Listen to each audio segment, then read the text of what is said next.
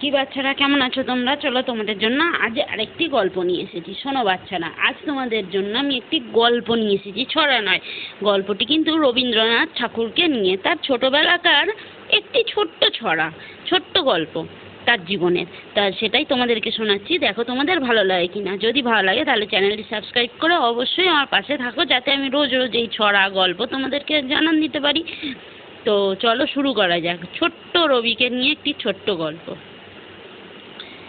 বোলপুরের রবি। রবিকে নিয়ে বাবা যাবেন বেড়াতে। সে যাবে হিমালয় পাহাড়ে। পথে দিন কয়েক থাকবেন বোলপুরে। রবি তো খুব খুশি, বাইরে যায়নি সে কখনো।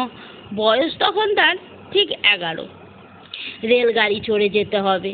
সে শুনেছে রেলে চড়া নাকি খুব কঠিন, খুব তাড়াতাড়ি উঠতে হয়, নইলে পা ফসকে যায়। গাড়িতে চেপে বসতে হয়, নইলে নাকি ছিটকে পড়ে যায়। রবির তো মনে ভয় হয়।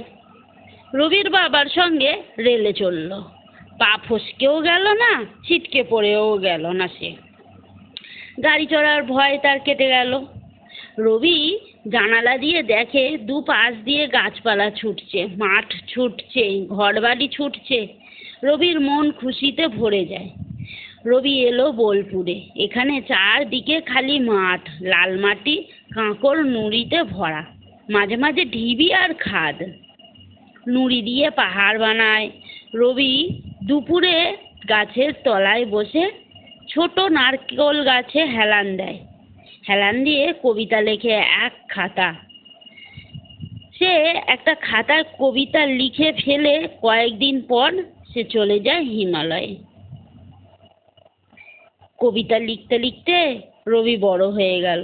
রবি হলেন সকলের আদরের রবীন্দ্রনাথ ঠাকুর, আমাদের রবীন্দ্রনাথ ঠাকুর। তার একটি ছোট্ট গল্প তোমাদের